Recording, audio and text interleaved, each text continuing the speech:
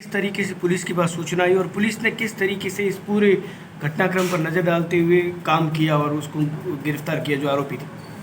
कल दिनांक 17 को शाम के टाइम लाला राम जो है चौधरी बाड़मेर के रहने वाले, उन्होंने कहा मेरे रिश्तेदार मंगना राम है दूदू के रहने वाले, उनका लड़का मोहन जो कोई काम से बाड़मेर आया था, तो उस लड़के का अपहरण हो गया। उसने कोई फ़ोन नंबर से बताए, उस फ़ोन नंबर से बार बार 3-4 लड़के जो फिरौती वसूलने के लिए धमकियाँ दे रहे हैं कि नहीं, फिरौती नहीं दी तो हम मार देंगे। इस इतला पर मंगना राम जो दूदू था उसको यहाँ बाड़मेर बुलाया। उससे 2 लाख रुपए मंगाए थे। जो अपहरणकर्ता थे उन्होंने 2 लाख रुपए मंगाए थे, वो पैसे लेके यहाँ आया। उसके बाद में जहाँ पे उन्होंने पैसे लेना बताया वो शाम को 9 बजे के टाइम बताया था। तो 9 बजे पुलिस को जब इतला दी तब पुलिस पार्टी ने चोटन चौराहे पर पूरा घेरा डालकर सिविल वर्दी में और उस अपहरणकर्ता को 2 जनों को मौके से दस्तयाब किया। 2 जने और थे जहाँ पे उसको अपहरण करके रखा था, मारपीट की थी, सुखदेव और उत्तमराम। फिर बाद में देर रात उन दोनों को भी दस्तयाब किया और अपहरण जो लड़के का हुआ था उसको सुरक्षित छुड़वा कर थाने लाए। उसके बाद उसके पिता द्वारा रिपोर्ट की थी और रिपोर्ट के आधार पर 4 युवकों को हमने गिरफ्तार कर लिया है और कार्रवाई जारी है। सर, अपहरण की वजह क्या रही? क्या अदावत थी इनके बीच में जिसकी वजह से अपहरण किया गया और फिरौती मांगी गई? अपहरण के लिए ये मोहन जो है वो धर्माराम की पत्नी जो है वो उससे 2 साल से दोस्ती चल रही है उसकी।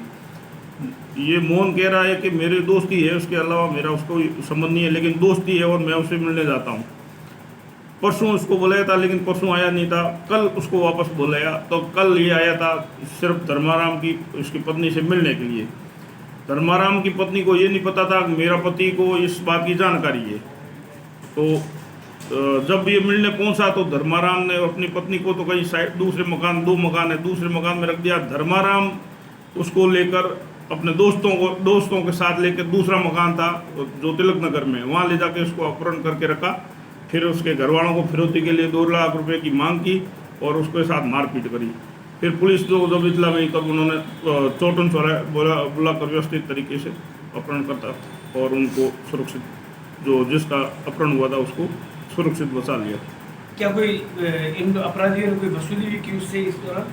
वो अपहरण के दौरान उन्होंने फ़ोन से ट्रांजैक्शन का बताया है, जिसके लड़के के फ़ोन पे से पैसे उन्होंने निकाले, जितने पैसे थे 4-5 हज़ार जो बता रहा है उसको वेरीफाई कर रहे हैं। और उसके बाद रोकड़ रुपए जो है 2 लाख रुपए वो पुलिस ने उसको देने नहीं दिए। सिर्फ उसको वहाँ खड़ा करके दस्तयाब के लिए उसको खड़ा किया था। उस बाप के पिता के पास पहुँचने से पहले ही उनको गिरफ्तार कर लिया। क्या ये अंदेशा जताया जा रहा था कि अगर ये घटना अगर पुलिस समय पर सतर्क नहीं रहती तो इसके साथ लड़के के साथ गलत भी हो सकता था? बिल्कुल, इसके साथ कुछ भी हो सकता था, क्योंकि ये उससे अवैध संबंध का भी मामला के धर्माराम देख रहा था, फिर फिरौती भी मांग रहा था। यदि नहीं मिलने की स्थिति में उसके कब्जे में है तो हो सकता है उसका मर्डर भी कर दे। तो ऐसे इस बात से इनकार नहीं किया जा सकता कि उसके साथ अनहोनी नहीं होती। लेकिन पुलिस ने सतर्कता बरतते हुए इन सभी को मौके से जितने भी थे उन सभी को दस्तयाब करते हुए। Okay sir.